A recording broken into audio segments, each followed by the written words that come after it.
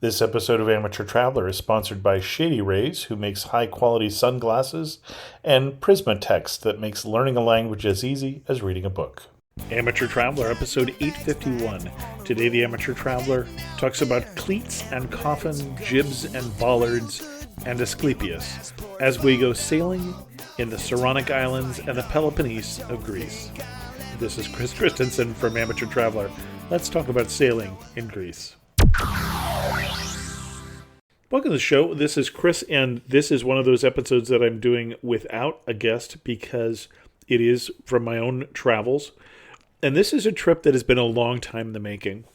Years ago, more than a decade ago, my wife decided that for one of her even-numbered birthdays, one of those round-numbered birthdays, she wanted to do a cruise in the Greek Isles with friends of ours. And when we said a cruise, she had in mind a small boat cruise. And we honestly didn't really know what that meant exactly. We didn't know how small a boat was a small boat. Was this a yacht we were talking about, or was it a small cruise ship or whatever? How many people did she want to have on board? What places did she want to go? It was fairly undefined, and that's probably one of the reasons that round birthdays came and went. Birthdays that end in 5 came and went. Our kids got married. We have one grandkid, and still we hadn't pulled this trip off. Of course, there was a pandemic in the middle of that also. But this year, we've been talking a lot on the Amateur Traveler about Greece, and one of the reasons we've been talking about it, well, 2 reasons. One is that Greece is a really fascinating destination, and I'm a big fan of Greece. I'm a fan of the food, I'm a fan of the history, fan of the scenery. So it's a wonderful country to go to, and we hadn't covered it in a while. And 2 is I was planning on going to Greece this year, and so we've done more coverage probably than we have in some time on Greece for 2023. And I was planning on going because the travel conference that I go to 2-3 times a year, the TBEX conference, Travel Blog Exchange conference, was going to be in Kalamata in the Peloponnese, that southern portion of Greece. And so I told my wife, hey, I'm going to Greece. Someone is going to buy me a ticket and take me to Greece. This is the year we should do that trip. This is the year we should find out what it is we want to do and do it. Round up some friends and go sailing in the Greek islands. But again, we didn't know exactly what that meant. We looked at cruises, we looked at small boat cruises, we looked at renting a yacht or a sailboat, and really hadn't pulled the trigger on anything. And I think it's quite possible that the whole opportunity would have come and gone, except that I coincidentally got an email from a company called Navigare Yachting. And Navigare is, I am told, has one of the largest fleets worldwide of charterable sailboats, catamarans, monohulls, a variety of different styles. And they said, hey, would you be willing to talk about us on your show in exchange for the use of a yacht for a week? To which my response was, you don't happen to have any yachts in Athens, do you? And as it turns out, they've got 40 different yachts in Athens. And so we did this trip sponsored by Navigare, where they paid for the yacht, and I'll talk about costs later on of what this would cost you. And then we paid for a crew, a captain and a host, and I'll talk about what a host does in a bit, as well as port fees and food and water and fuel and all the other things that would cost you to do this trip if you were going to do it yourself. And so we finally were able to pull this together. We pulled together 4 different friends, one couple and 2 single friends, one of whom was one of our daughter's best friends from high school, so our Israeli daughter, who lives in Israel now, and traveled together to Athens. Saw Athens for about 3 days, which I'm not going to talk about so much. We saw a lot of the historic places that we talked about on the recent episode to Athens. And then we did a sailing trip. We did a sailing trip out to the Saronic Islands, which we talked about relatively recently, and to some of the ports of the Peloponnese. So we're going to cover some of the same information that we've covered recently, but from a very different perspective because it's a very different trip.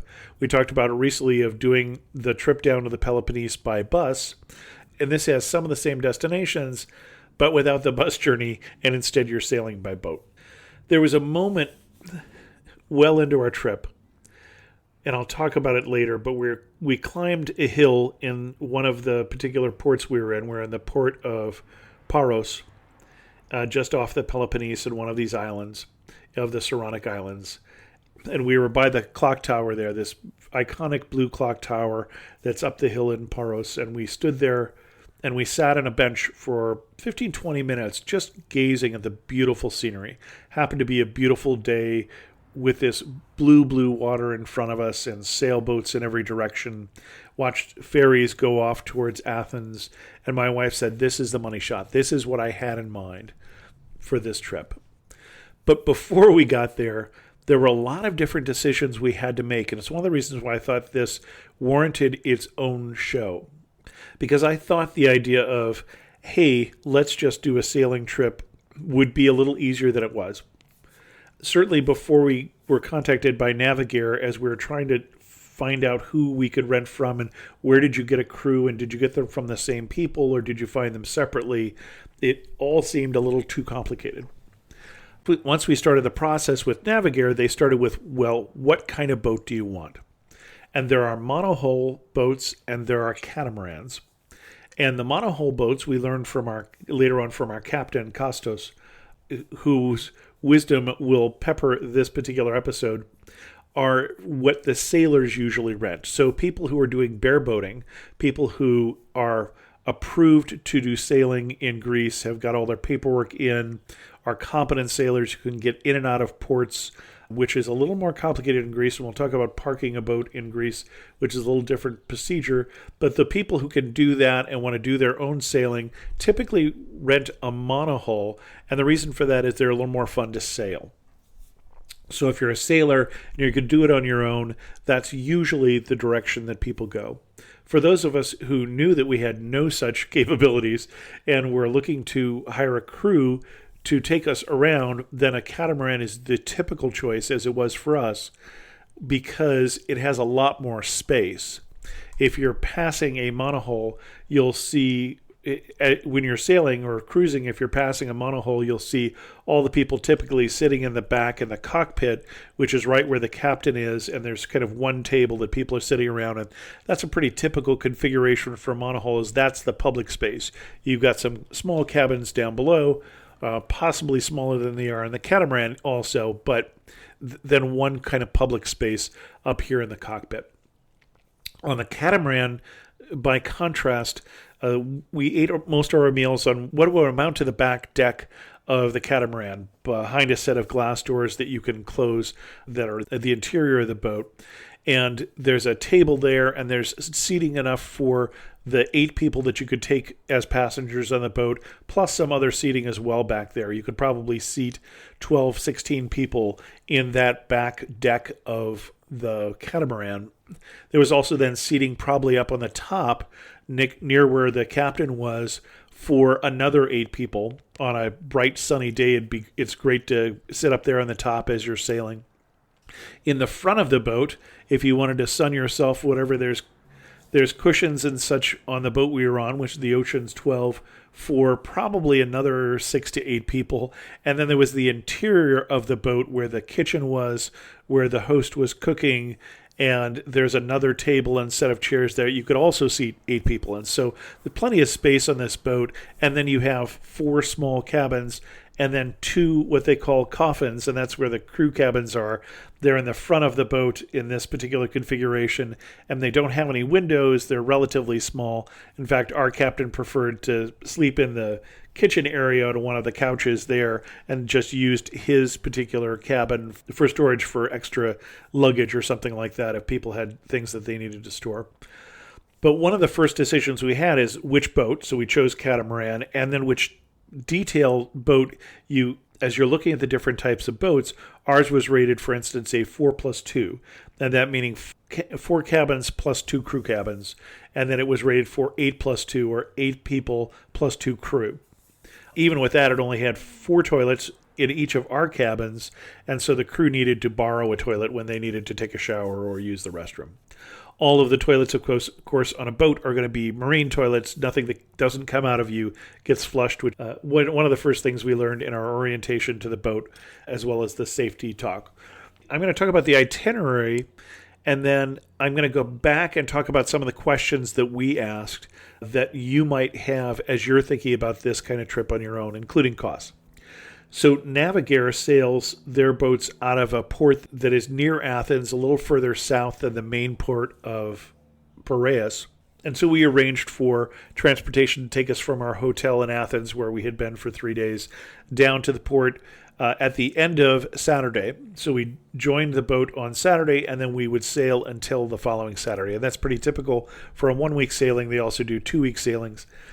As you're looking at a 1-week itinerary from Athens, if you're thinking about heading down to Mykonos and Santorini and some of the well-known islands in Greece, it's really a little too far to go. They recommend that if you wanted to do that kind of sailing trip, which we've talked about a little bit years ago on the show, that you think about a 2-week trip. We only had 1 week in our itinerary, and so they recommended the Saronic Islands and bits of the Peloponnese. So you're sailing out of Athens, and you're sailing basically along the edge of the body of land that starts with Corinth and is that southern peninsula of Greece. And the Saronic Islands are just off the coast of the Peloponnese. And our original itinerary would call for us to go not quite as far as we ended up going, as we looked at sort of the typical itineraries that they recommend. You head as far as maybe Spetses, which we'll talk about later. And you spend your time sailing between these tiny islands.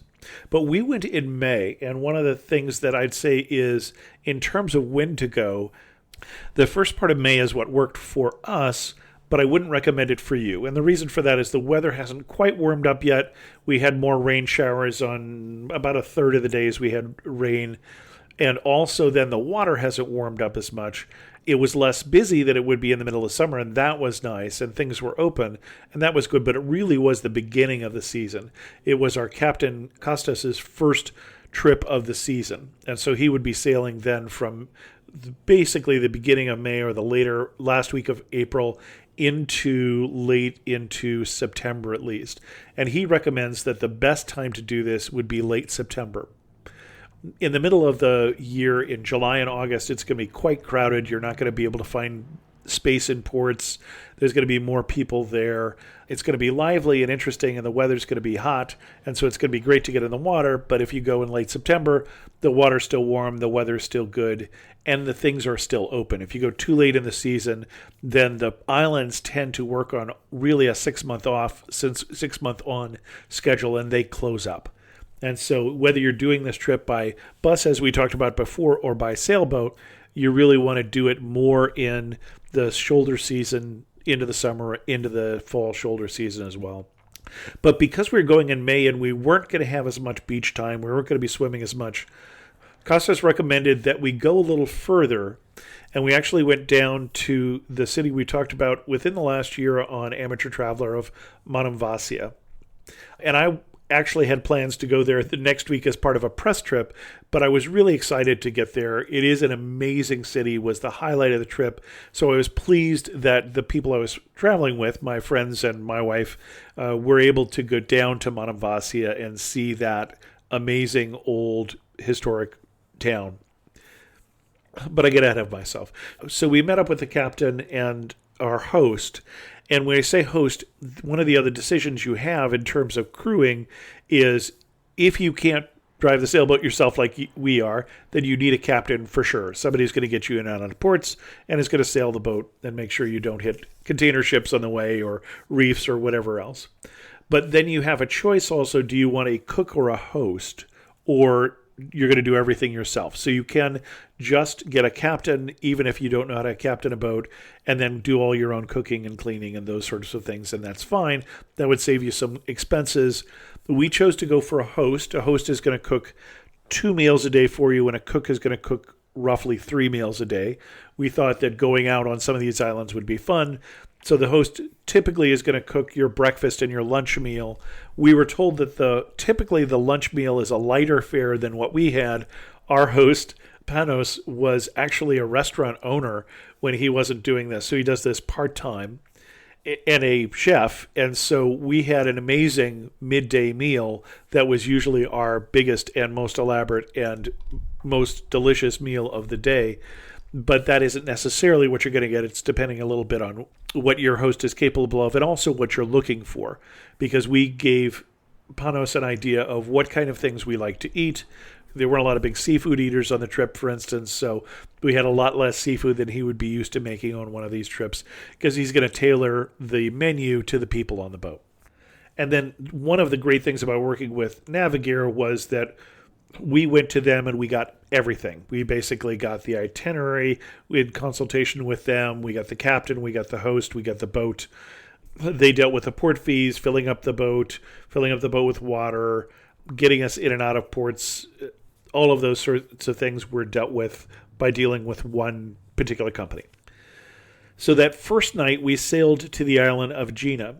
And Aegina is the big island you see when you're in the major port of Athens, or even from the Parthenon. If you look down into the sea off the coast of Athens, you can see a great big island there, and that's the island of Aegina. There have been people on the island for at least 7,000 years. There are traces of civilization for that entire time period. And it was a major island in Greek history.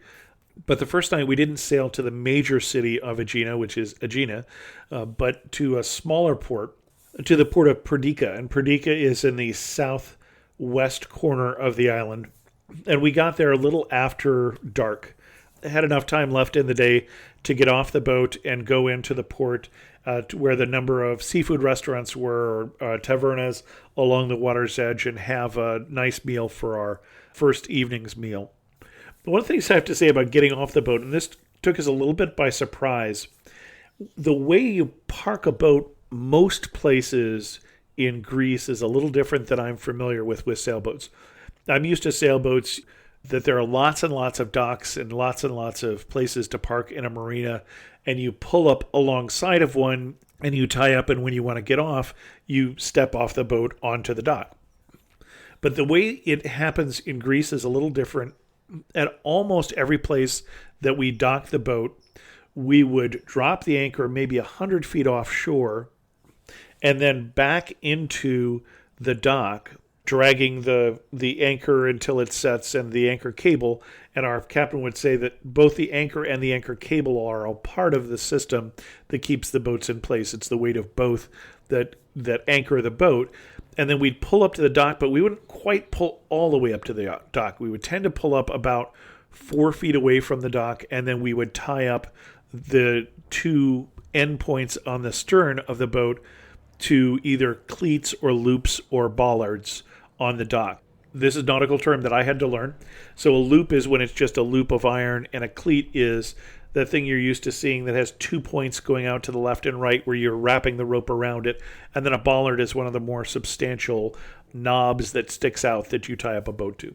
And you'd have some of those on the dock, and you tie up, but then the back of the boat is still 4 feet or so from the dock, and that's a long step. And so there was a plank basically that was put from the boat to the dock, and to get from one to the other, you would walk across this fairly narrow, I would say 10-inch plank from the boat to the dock and the dock to boat. And it wouldn't always be flat. Sometimes at certain docks it would be flat across, and other times you'd be walking uphill to get onto the dock. And so that's one of the things you need to know is if you're going to do this in Greece, you need to be a little sure on your feet to do this. You can certainly get a hand up from someone on the dock who's ahead of you, and from somebody on the boat, which helps your assuredness. But that was one of the things that took us a little bit by surprise as we're walking the plank to get on and off the boat in the various ports, including when we first got on the boat in Athens. This episode of Amateur Traveler is sponsored by Shady Rays Sunglasses. And honestly, that's pretty cool because if you look at any picture of me taken in Greece over this last trip that I've just been talking about, I'm wearing my Shady Rays sunglasses.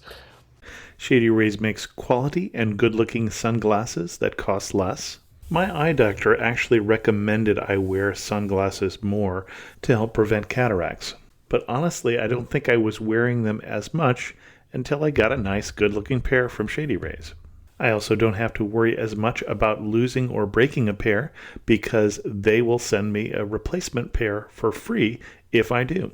Shady Rays isn't happy unless you're happy. You have 30 days to try the sunglasses, and if you don't like them, you can return them for free.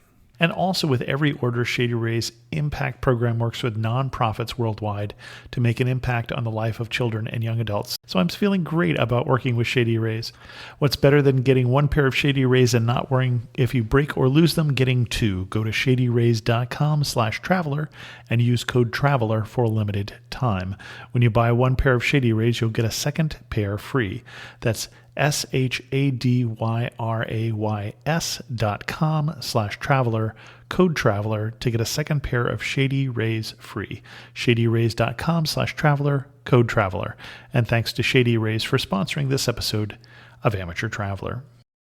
The other thing I think that came a little bit by surprise is you're on a sailboat, but it doesn't mean you're always sailing. So the first day, for instance, we were sailing directly into a 15-kilometer-an-hour breeze. It was a bit choppy, and we also had some miles to get to. And if you're sailing, it's going to be slower. And because we were going further on our itinerary this time, we actually didn't do a lot of time with the sails up. We were mostly cruising and motoring on our particular boat. And so if you want to do more sailing, when you're originally making your itinerary, you need to make it a little shorter. So you just need to make choices. Would you want to see more places, see a greater range of places, which was our choice, or do you want to do more actual time with the sails up? And then, of course, it will depend on the weather as well. We had times where we had very little wind and times where we had quite a lot of wind. And so we did have times where we sailed with the jib up, but I don't know that we ever actually saw the mainsail on our particular voyage. And it's really going to depend on your priorities in terms of what you want to see and how much you want to actually sail. The second day we sailed, and this was a kind of a typical pattern where we'd get up and it was relatively calm, maybe a 3-kilometer-per-hour wind, and we cruised up past Poros up to Hydra or Hydra. And this is a well-known island that we've talked about on the show before where no cars allowed. Beautiful, picturesque, very, very tiny harbor. And so we were able to find a place in the harbor, but our captain has done maybe 100 trips to Hydra and has found a place in the harbor. This was the 4th time. And so it's someplace where typically he'd have to move us a couple coves over, and then we would call a water taxi to get us into the main harbor. But fortunately, we had some luck with us as well as we were very early in the season. And so we parked the boat, again, dropping the anchor, backing it into the dock here with this beautiful view of the town of Hydra. There's only one town on the island. There's only about 2,000 people on the island total, although about 300 churches, oddly enough. And when we talked about Hydra before on Amateur Traveler, our guest Sally Jane on the episode on the Peloponnese, episode 833, talked about walking up to the monastery of Elijah the Prophet up on the top of the island. And most of these islands are very mountainous, as are the Peloponnese. It's really very stunning geology, where a lot of the cities behind the city is granite rock, almost bare granite rock, that often reminded me of the Sierras, the mountains near my home. We did not hike up to the monastery and the island, which there was always a monastery and always a hike, because we were just coming off of 3 days of hiking up all the hills in Athens. We did some of the walks along the shore, as you can walk along the edge of the shore of Hydra. And the island is just covered in trails. And so if you're looking for an island to spend some time and do some hiking, we know that a friend of ours, Tim Luffel, who's another travel writer, actually spent a week there coinciding with our visit. And he spent some time doing his travel writing, but they also spent some time doing the hikes. And the hike up to the monastery, for instance, was an hour of uphill climb and then 450 stairs up to the top.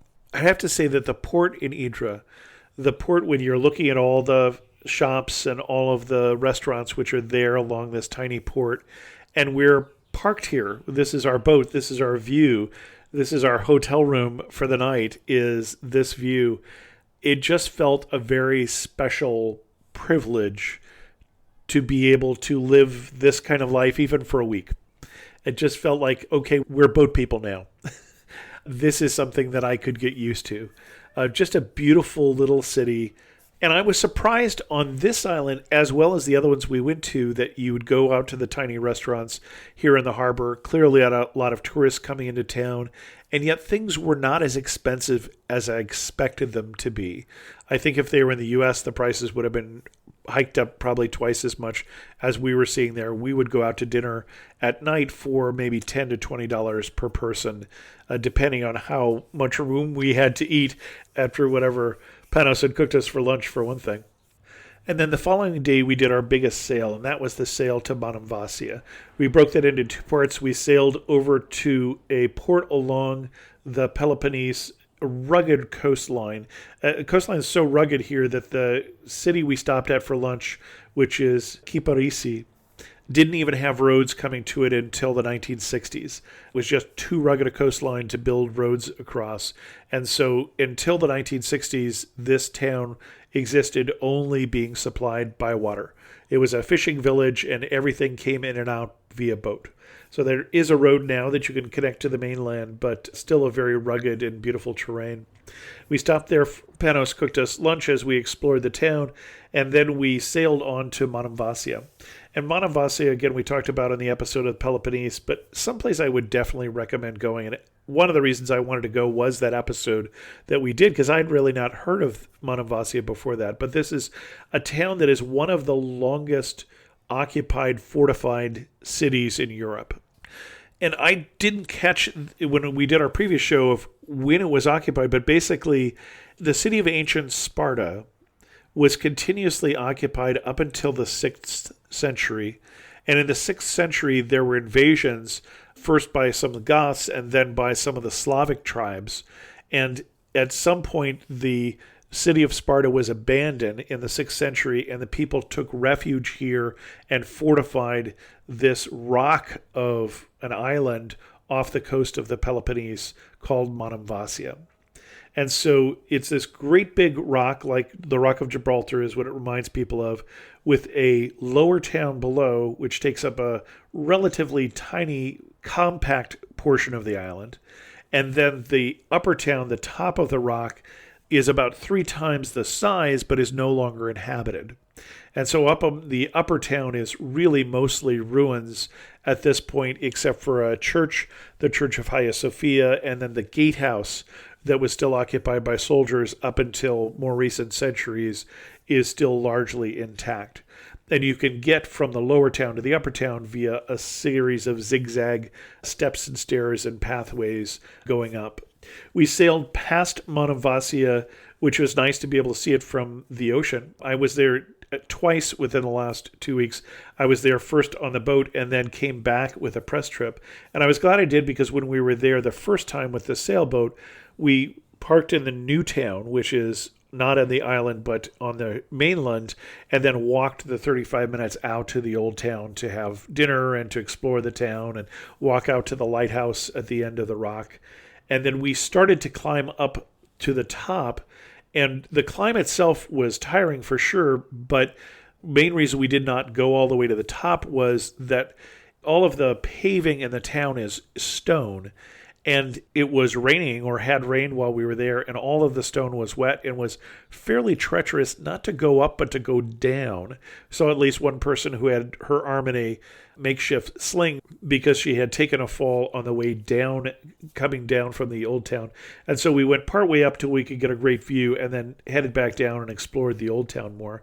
But I was able, the next week when I was there in sunlight, to get up to the top and to explore some of the old ruins up there and see the outside of the Church of Hagia Sophia. It's still open if you go up before 5 o'clock, but we were there later in the day, closer to sunset.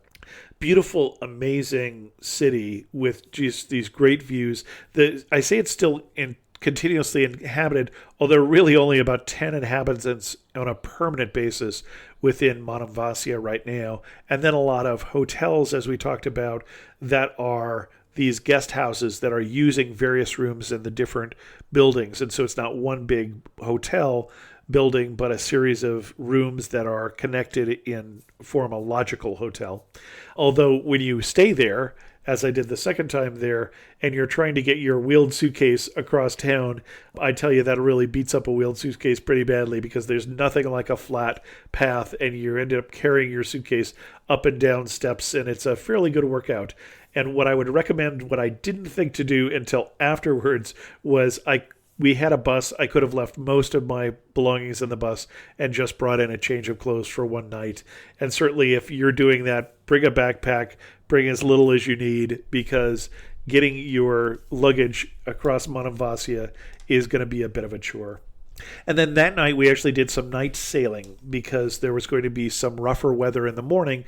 And so Costas, our captain, said he actually loves doing night sailing. So he sailed us back to the same town where we had lunch, back to the harbor in Caprese, where we were overlooking, when we woke up, these rugged mountains over the city of Caprese as we woke up in a harbor across the way. Parked, as it turns out, next to a boat of high school students from a college prep high school in Rhode Island, St. George's High School, who were there on a 4-week sailboat trip, which I think is better than any field trip I had ever done in high school by a lot.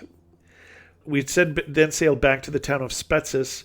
Spetses was probably our worst weather day. When we got there, we just spent some time hanging out on the boat waiting for the rain to pass. Spetses was very important in the beginning of the Greek War of Independence. It was the first of the islands that declared its independence from Turkey in 1821 and provided some of the sailors and some of the boats for the original Greek Navy in that War of Independence. There's still some wooden boatworks on the island. If you go over to the old harbor there, you can see that as you're going towards the lighthouse. And that's one of the highlights, I think, of Spetses. There was also a museum that we did not get to about that early history of the War of Independence and the island of Spetses. Our next day was the island of Poros, which I mentioned was that money shot, that time where we were up there by the clock tower looking down at all the sailboats. We were actually there the day before a big sailboat open house, as it were. It was a boat show featuring all the different yachts from different rental companies where you could rent a boat in Greece. And there's quite a few of them. Navigare is not the only one, although certainly it's my favorite right now. They also had some of the new Navigare boats there that are even larger than the Oceans 12 that we had, some of the larger catamarans and things like that, which was just interesting to see. Not that we regretted our choice. The larger boat would cost more money, of course, for a week's-long rental. The one that we did was about $6,000 for a week-long rental, the Oceans 12. And then our next day was intended to be on a deserted island where we would do some swimming, some snorkeling, and do a picnic on the beach, but it really wasn't the right weather for it. And so Costas instead suggested, how about we go instead to Epidaurus? And Epidaurus, as we talked about on the Peloponnese show, is where you can find the ancient theater there, known for its acoustics. There are some rumors that the other people in my group had an impromptu concert in the theater to try out the acoustics, but they have no proof of that. Besides the theater is ruins of an ancient healing center, and the ancient healing center dedicated to the Greek god Asclepius. And the theater itself was because they thought that watching dramatic performances was good for your mental and physical health, which I thought was centuries ahead of their time. And then our last stop, our last port of call, was the city of Aegina on the island of Aegina. And we stopped there on our way back that last day from Epidaurus to Athens and had lunch in Aegina and also explored the temple to Apollo. So up on a hill above the city is the older city mound. This portion of the city dates back to being inhabited for about 7,000 years. There's a great little museum there that had pottery from the various times.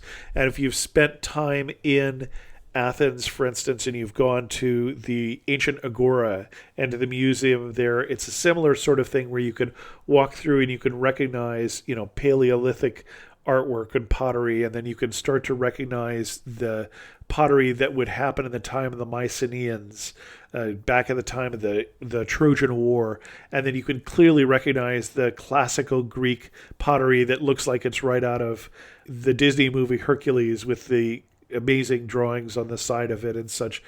You can see the development of the civilization just in these pottery pieces that have been put back together from this long history there on the island of Aegina. And I'd say Aegina is one of the places that I think I was most attracted to. It felt a little more like a real world town with, some good shopping, some good restaurants. It was a little larger town, and then this ancient history there as well. If I was going to spend some time on one of the islands and just hang out and get some work done, I think Aegina might be one of the places that I would go. I should have apologized at the beginning of this episode. I put off this episode for a week or two after getting back from my trip, in part because I wanted to get my pictures together, in part I wanted to finish a blog post, a 4,200-word blog post about most of the things I'm talking to you about today, about sailing in the Greek islands. But also I needed my voice to recover because I came back with a cold and a cough. And so I'm mainlining cough drops at this point. I apologize for the rough edges of my voice, but it's not quite as bad as the episodes that I did in the last couple of weeks here, the intro and the outro, which were recorded with right in the middle of that cold. So some of the things to think about if you're thinking about doing this yourself. Let's talk about costs. This is the end of the article I wrote, but let's jump right in here. So I thought it was a fairly affordable trip for the type of trip this is, which is a luxury experience. Luxury in some ways, but not in others, in the sense that your cabin is relatively small. You're not going to want to overpack for sure in terms of what you're going to bring because, sailboat cabins aren't all that big. But the boat itself had a lot of space, and the food, of course, as you have somebody who is doing the cooking for you for 2 meals a day or 3 meals a day if you get a cook, it makes it, I think, really more into a luxury experience. And that really was, a treat to have somebody not just doing the cooking for us, but doing the cooking very well for us. And it really was something we would do this again. But the main costs that I gathered together were the yacht itself. The boat would be about $6,000, depending on the boat, and depending on the time period. The food for the boat for a week, mostly purchased up front, but then some other water and things purchased along the way, was about $819. Meat separate from that was from the butcher was another $142. Fuel, because we sailed as far as we did to Monemvasia, was a little more. It was at $790 for that. And because we didn't do as much time sailing. So if you do more sail-rich experience, that would come down. But, fuel is expensive in Greece, in Europe these days. And then we got the Navigare Carefree package. And that was basically, your bedding was covered. Your Wi-Fi was covered in there. Insurance, welcome package, final cleaning, towels, bed sheets, the fuel for the dinghy, all those sorts of things. So that added up to another $549. The skipper was a little over $1,600. The host a little more than $1,200 for the week. The crew tips were about 15 to 25% is what they recommended. So I'm putting about 20% in there, $580. Transfers to and from the boat, which we purchased through Navigare, another $200. So it came to about $11,400 total. But we had 6 people in the boat, so it was about $1,900 each, which really isn't bad if you compare that to a week-long cruise. And then, of course, the cabins would hold 8. We had 2 singles who were not sharing a cabin, and so if we'd had 8 people on the boat, that really would have knocked the price down to about $1,400 each, which really isn't bad for a weeks-long vacation where that's lodging, transportation, and 2 meals a day. So we basically walked away from this saying we would do this again. Obviously if Navigare sponsored us, sure, but even without Navigare sponsoring us, this is something that I would do again. And in terms of where we would go again, we've talked about doing this in Croatia, which is one of the many countries that Navigare is in. Navigare is in Croatia, the Virgin Islands, Bahamas, Greece, the Seychelles, Spain, Thailand, and Turkey. But we would also think about that 2-week trip down into the northern Cyclades Islands. And Kostas had a particular itinerary that he recommended for us. If we could get the gang back together again with Panos cooking and Kostas guiding us, I think we would do that. This episode of Amateur Traveler is sponsored by Prisma Text. You want to learn a foreign language because you know it will make your travel better, but it's too hard. Prisma Text gives you a different way to effortlessly learn a language. You read a story, you learn a language. When you go to prismatext.com, you can download a book and then choose how many of the words in the book are translated into the language you're trying to learn. So as you're reading, say, Agatha Christie, you get more and more Spanish words included in until you find yourself learning Spanish without even thinking about it.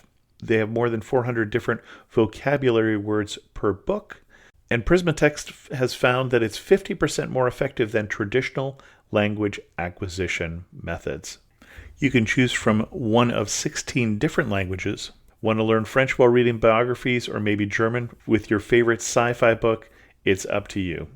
Instead of setting aside time to study a language, instead you can practice just by doing what you want to do, reading your favorite book. To learn more, visit prismatext.com and select from hundreds of titles to start learning a language from your favorite stories. To save 20% off your first order, you can use the code AMATEUR, AMATEUR. And thanks to Prismatext for sponsoring this episode of Amateur Traveler. Now, one of the funny things about Costas is there's a apocryphal story, apparently, among skippers about a skipper who was hired to take people down to the Cyclades, down to the well-known islands down there, who instead just sailed them basically to Aegina, and he would spend the week instead sailing around the island and every day announcing a new port that it really wasn't the port of. And so every port we went to, Costas would say, "Welcome to Mykonos." So some questions to think about if you're doing this on your own, questions that we had. So should you do it with a crew? For us, the answer was obviously yes. For you, it depends on whether you are sailors and whether you want to do that experience, but it was a great experience. Both of the crew members really added to our experience for us. And I've got pictures of some of the food that Panos was making for us, and you'll see why I said that if you look at the article that is accompanying this particular podcast. When did we contact the skipper and the host? So we really didn't contact them until a week or two before the trip, and then we got their contact information, and with the skipper, with Costas, we talked about our itinerary, where we wanted to go. He suggested some different things that we were thinking about, which we enjoyed doing. And then with the host, that's where he started learning, well, what do you eat, what don't you eat, and started putting together an itinerary. And then with some of the things we had read on the Navigare site, it was you may go shopping with your host. Although in our case, we found that Panos did all of the meal planning, and we got there and the groceries were just showing up. And so we basically just paid a big meat meal and paid a big grocery bill.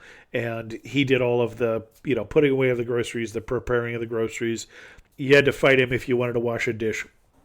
What should you pack? I've got a packing list that comes from Navigare with some suggestions for me as well in the article, so I'm not going to go through that in details. But it is a relaxing, non-fancy vacation. You certainly can bring clothes if you want to dress up and go out to dinner at the various ports. We did not dress up so much. There was certainly no problem at any of the ports going to the tavernas. They were right there on the waterfront. They were used to people stepping off of their boats and coming and having dinner there. So it really is more of a t-shirt and shorts kind of thing in the winter. We wore a few more long pants on that, doing it in May. Multiple swimsuits if you're doing more in the warmer time of year, because putting on a wet swimsuit is no fun. And then some of the surprises. So we did the Navigare package. That meant we did have Wi-Fi almost the whole week. Sometimes we would get far enough from shore where we wouldn't. But because you're sailing along the coast of the Peloponnese, really most of the time I could have done work for my office from the boat successfully and productively. I chose not to. I did some amateur traveler work, but basically I was posting things and using the Wi-Fi, and I would say it was no worse and probably better than a lot of the big cruise ships that I have been on, because there were really only 6 passengers on this boat, sharing a Wi-Fi hotspot. I also did buy extra data plan for my cell phone while I was there, and we haven't talked about it on the show that much, but I used an eSIM. So most modern cell phones have the ability to do an electronic SIM, which means you're not actually using the old paperclip and pushing out your current SIM and putting in a new one, but you're adding in a virtual SIM, that card that lets you use a different phone number or different data plan, and you could have multiple ones on your iPhone or on your Samsung phone at the same time if you got a modern phone. And I just went to eSIM.io and got a new data plan for just a few dollars for a couple gigabytes of data that served me well for doing some of the social media things that I needed to do while I was on the trip. In terms of power in the cabins, it's going to depend on the boat. Some of the boats have more of the DC plugs like you'd have if you were plugging in something in the car, and so you're going to need a DC adapter for that. Ours had regular European type C plugs, which is the two-prong round plugs with 230 volts and 50 hertz. And so anything that can plug in with an adapter into the two-prong plugs works fine as long as it can handle that voltage. And so that's where you're going to tend to take a look at if you're bringing a hairdryer, if you're bringing a curling iron, you might take a look if they're a U.S. brand, they may only go to 110 volts. And if you plug them in there, even with a plug adapter, it will fry them. So you really do need a voltage adapter if you're going to plug them in on those. But we had a single round plug in the room and then 3 USB plugs in each of the cabins so we could plug our devices. So that didn't end up being as much of an issue as we thought it might be, but do ask specifically about the boat that you're on.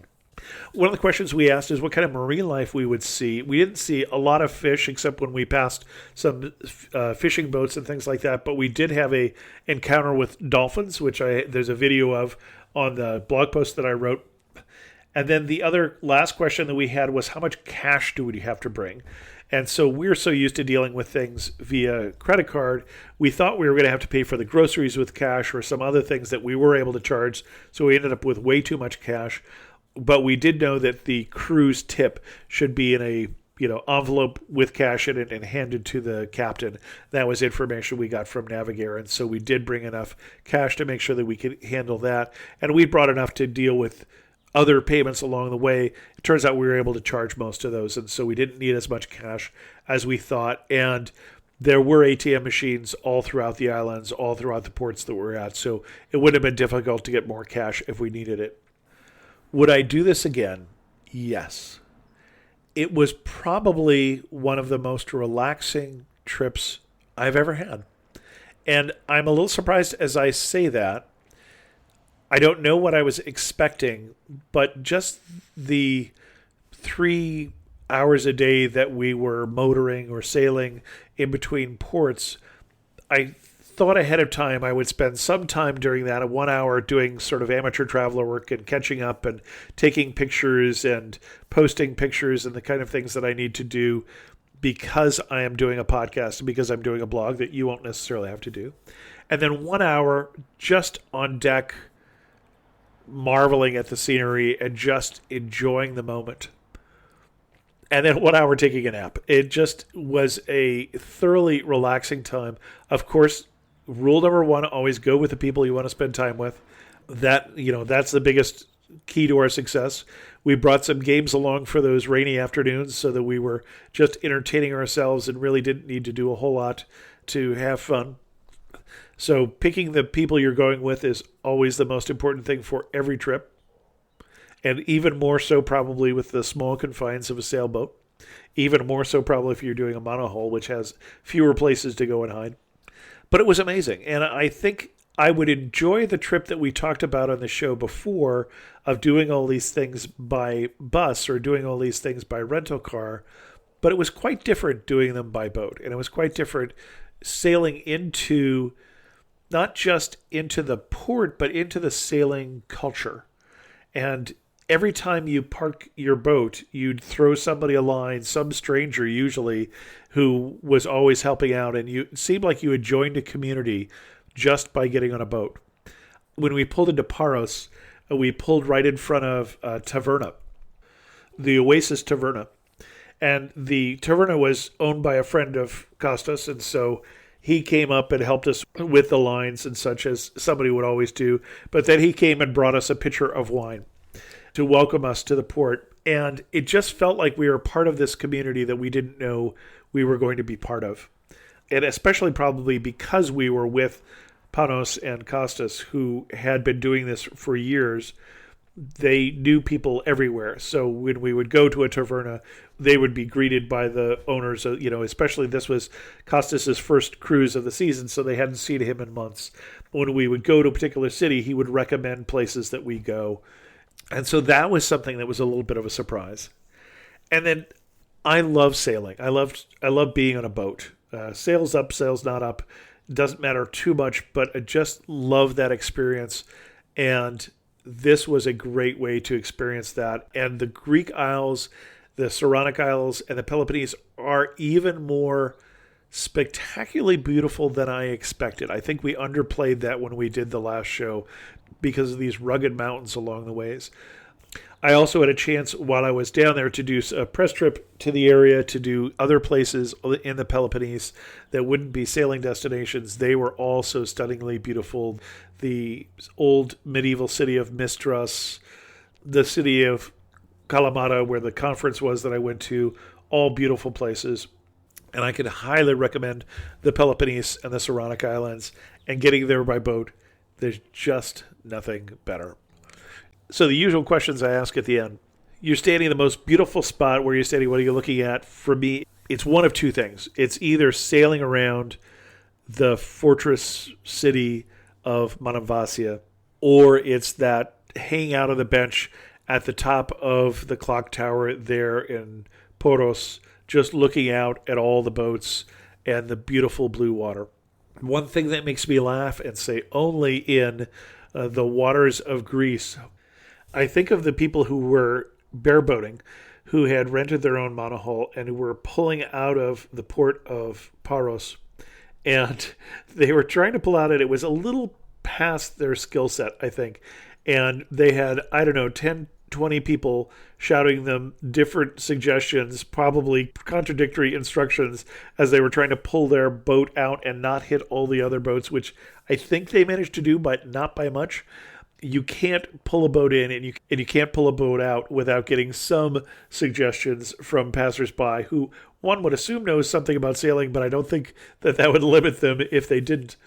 The other two things that I thought were interesting that I didn't mention earlier that I'm thinking of as I was just thinking about this section is one that was fascinating about the boat in terms of the technology is you have the captain who is sailing the boat, and I'm sure you have this mental picture of the captain up there, and he's got a great big wheel, and he's turning the wheel, and he's got some LCD displays nowadays so that he's not looking at charts and such, but he's seeing the chart on the LCD displays. But what I wasn't picturing is that, especially when we were doing that sailing that first night, and it was chilly as we sailed past sunset, as you came inside the cabin of the boat, where you could close the glass doors and be inside, there was another whole set of LCD panels, and the captain could not just see our course and see the charts on those LCDs, but he could reset it. He could basically set waypoints on that LCD because it was a touch display, and so he didn't have to be at the wheel to be guiding the boat. And so half the time, or more than half the time that he was guiding the boat, he was just doing it on this LCD, or he was walking around and it was being on basically autopilot. It was really as we came in and out of ports that he was always at the wheel and, doing much more fine controls with the wheel. But it was fascinating seeing how a sailing ship works these days. The other thing that was a little surprising was when we got to Manavasia, we parked at a port that would have been much closer than the 35-minute walk we had from the port we ended up at. And this was a port on the northern side of the peninsula that leads out to Manavasia, or the causeway. And it would have been relatively close to the old town gate, but it was closed, we realized, after we were already almost all the way tied up. They realized that there were gates across where we would walk out from. And so they called in and, got on their cell phones and found out that the whole port was closed because they had found a World War II mine and were demining that harbor. And so we had to go around Manavasia again to the other side to a newer port. But it seems weird that even in 2023, that can be going on in Europe. But I know there are places in Europe that are still finding munitions from World War I, so I guess I shouldn't be that surprised. And then if I had to summarize this trip in just 3 words, what 3 words would I use? Views and ports And endeavours tapanos, I'll have to say, and delicious. I'll put a link in the show notes to the article that talks about this trip in case you want to read that or pass that off to a friend who's planning this sort of trip. And that also then, of course, has a lot of my pictures from this particular trip if you haven't been looking at them through your podcast player. A special thanks goes out to the patrons of the show who help support Amateur Traveler financially and me emotionally. If you're interested in becoming a patron of the show, you can learn more by going to patreon.com/amateurtraveler. And speaking of patrons of the show, I heard on the show that we did on San Diego from San Diego resident patron and former guest on the show, Justin Barnes, who said, I really enjoyed all of the great recommendations. She had suggested some of the best places in both San Diego and North County, both well known and under the radar. I only have a couple additional comments and suggestions for San Diego. First, San Diego is renowned for its speakeasies, with several across town, including both Prohibition and Young Blood in the Gas Lamp, False Idol in Little Italy, and Raised by Wolves in La Jolla. There is an excellent article on the single best place for eating and drinking in San Diego is in North Park at the corner of 30th and Adams. You can choose from craft cocktails at Polite Provisions, Mexican food and mezcal, margaritas at Cantina Mahuel, ramen at Tajima, and Southeast Asian food at Nood Bar. That's Nood, as in noodles. Each of these places is a top 3 or so for its respective cuisine. Third, related to the second, the best bites or individual dishes in San Diego are the spicy sesame ramen at Tajima, duck confit at Le Bon Table in Hillcrest, the chicken fried steak at Waterfront in Little Italy, the carne miste platter for 2 at Rovino in Little Italy, and the ribeye taco at Cole Brothers in downtown. Thanks so much, Justin, and I'll put all of his suggestions in the show notes of this episode at amateurtraveler.com. And with that, we're going to end this episode of Amateur Traveler. If you have any questions, send an email to host@amateurtraveler.com, or better yet, leave a comment on this episode at amateurtraveler.com. And thanks so much for listening. Got to see one more cathedral. I got to sit in one more